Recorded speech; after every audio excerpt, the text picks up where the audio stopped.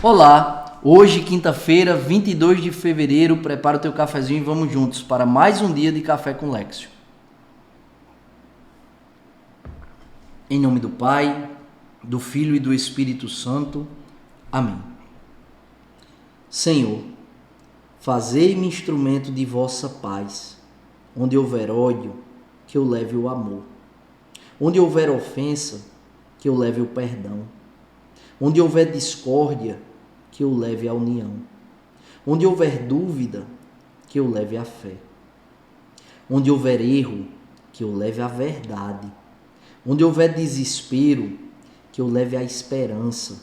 Onde houver tristeza, que eu leve a alegria. Onde houver trevas, que eu leve a luz. Ó Mestre, fazei que eu procure mais consolar que ser consolado, compreender que ser compreendido, amar que ser amado. Pois é dando que se recebe, é perdoando que se é perdoado e é morrendo que se vive para a vida eterna. Amém. Nossa Senhora das Graças, rogai por nós. São José, providenciai e intercedei por nós. Continuamos unidos. Em nome do Pai, do Filho e do Espírito Santo. Amém. Hoje é dia de festa para a igreja, dia da Cátedra de São Pedro Apóstolo, de onde o Papa Francisco governa a igreja. Depois você pesquisa, faz uma breve leitura sobre essa festa da igreja que você vai entender um pouco mais. Aqui nós vamos nos ater à Lexio Divina. Primeira leitura de hoje, primeira carta de São Pedro, capítulo 5, versículos de 1 a 4. São Pedro ele faz uma exortação aos padres. Sede pastores do rebanho de Deus, confiado a vós, cuidai dele. Não por coação, mas de coração generoso. Não por torpe ganância, mas livremente. Não como dominadores daquele que vos foram confiados, mas antes como modelos do rebanho. É aqui que eu quero tratar. Nós, como povo de Deus, precisamos rezar pelos nossos padres. Porque há muitos padres que precisam... Aliás, todos os padres, todos, sem exceção, precisam da nossa oração. Eu quero falar mais do Evangelho hoje, então não vou me ater muito a esse. Aqui eu faço um pedido. Rezemos pelos nossos padres. Mas olha o que São Pedro, primeiro Papa da Igreja, discípulo de nosso Senhor Jesus Cristo, vai dizer: cuidai do povo confiado a vós, cuidai do rebanho confiado a vós, como modelos do rebanho. Sabe o que é isso? A força do exemplo. Os padres da igreja falavam: Frei exemplo é o melhor pregador. Nada é mais pedagógico, nada é mais atraente à educação da alma, ao fortalecimento da vontade, do que o exemplo.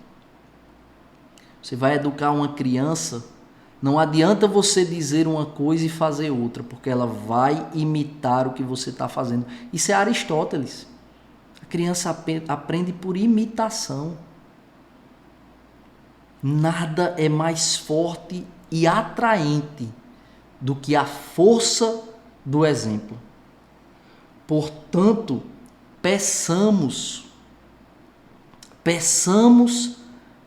a graça de sermos exemplo. Peçamos ao Espírito Santo essa graça, não para a gente se tornar uma referência, mas para a gente ter uma vida coerente com a palavra de Deus, para a gente ter uma vida coerente com a vontade de Deus, para a gente ter uma vida coerente com o chamado que o Senhor nos faz.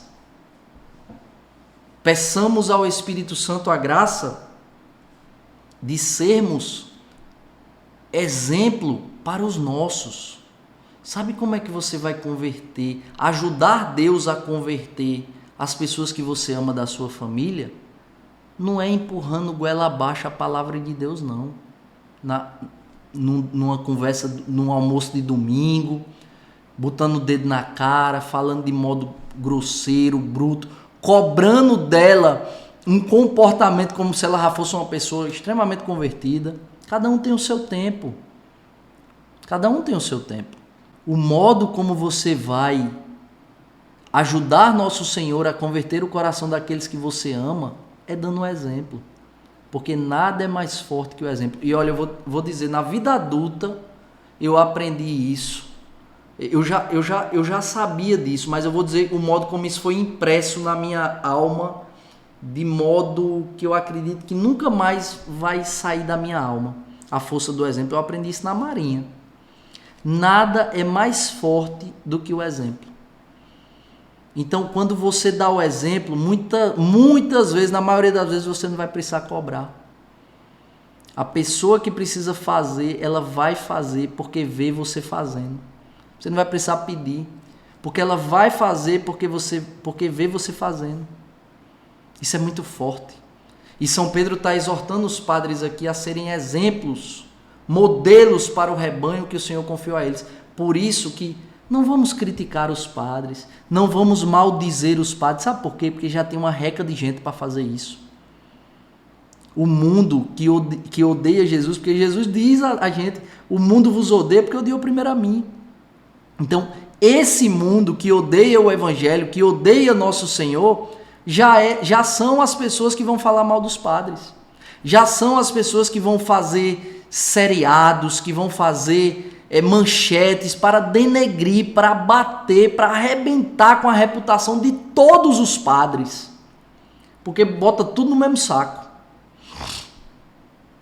Sejamos um rebanho que sofre com os escândalos da igreja, que chora com a igreja que chora. Não é que relativiza o erro, não é que passa pano, não. Quem tem más condutas, quem comete atos errados, criminosos, que sejam responsabilizados. No entanto, o meu papel de ovelha é me alegrar com a igreja que se alegra e é sofrer quando a igreja sofre. E é chorar quando a igreja chora.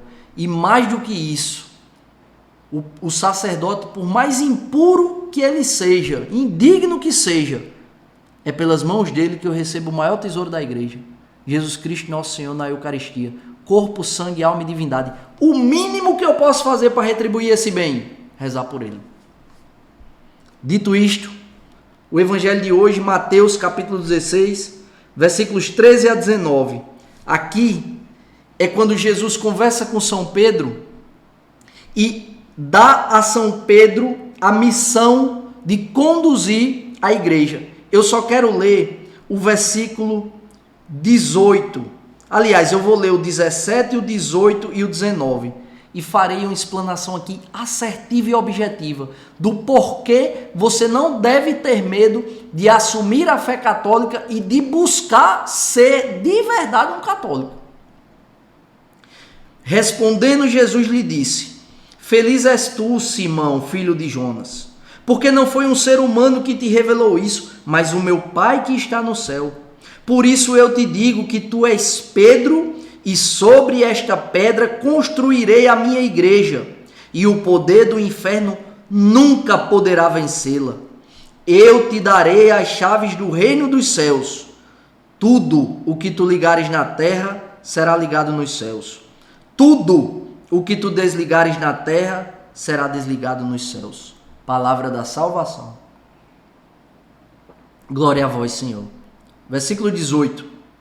Abre aspas para Jesus. Por isso eu te digo que tu és Pedro, e sobre esta pedra construirei a minha igreja. A nossa igreja é apostólica. Ela é fundada por nosso Senhor Jesus Cristo. E os fundamentos, Jesus a fundação, e os fundamentos, os apóstolos. As 12 colunas que representam as 12 tribos de Israel, que dali se espalha para todo o mundo, para cumprir a missão que Jesus ressuscitado dá aos seus apóstolos. Ide pelo mundo inteiro e pregai o Evangelho, e batizai em nome do Pai, do Filho e do Espírito Santo. Mas veja, Jesus está dizendo: Pedro, tu és pedra, e sobre esta pedra edificarei a minha igreja. Então, quando a gente diz que a Igreja Católica se perdeu no caminho, sabe o que é que a gente está dizendo? Que Jesus mentiu. Porque olha o que Jesus diz. O poder do inferno, final do versículo 18. Tu és Pedro e sobre esta pedra construirei a minha igreja. E o poder do inferno nunca poderá vencê-la. Nunca poderá vencê-la. O poder do inferno nunca poderá vencê-la. Portanto, quando a gente diz que a igreja é feita de homens pecadores, isso é verdade. Mas quando a gente diz que porque é feita de homens pecadores, ela se perdeu pelo caminho, e a gente traz um valor absoluto para essa premissa, de certo modo a gente está dizendo que Jesus mentiu, que Jesus se equivocou. Porque Jesus disse para Pedro, o poder do inferno nunca poderá vencê-la. Então, a igreja que Jesus fundou e deu a São Pedro, porque olha o que Jesus diz, eu te darei as chaves do reino dos céus, Pedro. Eu te darei as chaves do reino dos céus, Pedro. E tudo que tu ligares na terra, Pedro, será ligado nos céus. E tudo, Pedro, que tu desligares na terra, será desligado nos céus. Ou seja, quando a gente admite que a igreja se perdeu e não há mais a igreja, e a gente fragmenta a igreja, e a gente segmenta a igreja, a gente está dizendo que Jesus mentiu. A gente está admitindo que nosso Senhor ou mentiu ou errou. Mas Deus não é. Deus erra. Quem erra sou eu. Deus não erra. Deus mente? Não. Quem mente somos nós. Deus não mente. Por quê? Porque é o próprio Jesus que diz, eu sou a verdade. Jesus não diz, eu encontrei a verdade. Eu busquei e encontrei a verdade. Jesus diz, eu sou a verdade. Portanto, a verdade é uma pessoa. É Jesus Cristo, nosso Senhor, o Logos, pelo qual tudo foi criado. Portanto, se você é batizado na Igreja Católica e tem sido um mau católico, porque tem vivido de modo medíocre a sua fé, eu te convido a, nesta quaresma, se emendar. Estuda o catecismo, estuda a palavra de Deus, busca conhecer a fé que você professa, porque, meu irmão, eu te asseguro, você se apaixonará por aquilo que a igreja, que nosso Senhor fundou, nos proporciona. É a igreja peregrina, é a igreja militante que busca um dia viver com a igreja triunfante no céu, junto a nosso Senhor. Fazendo memória da primeira leitura, para a gente concluir, vamos tentar não criticar e não maldizer os sacerdotes. Já tem muita gente para fazer isso. Vamos rezar por eles. E o Evangelho, peçamos ao Espírito Santo a graça de deixar de ser preguiçoso e conhecer a fé que a gente professa, para que a gente não seja apenas um homem batizado, uma mulher batizada na Igreja Católica, mas para que sejamos católicos, não medíocres, mas que busca a plenitude da fé que se professa. Como? De modo muito simples, tendo vida sacramental, buscando os sacramentos, buscando ler, estudar, meditar a palavra de Deus por meio da Lexio Divina, a leitura orante da palavra, pedindo que essa palavra se encarne nas nossas vidas para que sejamos exemplos. Muito mais do que empurrar a Bíblia goela abaixo de quem a gente ama, é a gente ser a palavra viva de quem precisa desse Evangelho. E talvez a única leitura do Evangelho que essa pessoa vá ter é a tua vida, é a tua conduta, é o teu viver. Nos unamos nesta busca. Que Deus, que nosso bom Deus, nos abençoe e nos aprove a cada passo. Se vivo, vivo pela misericórdia do Senhor.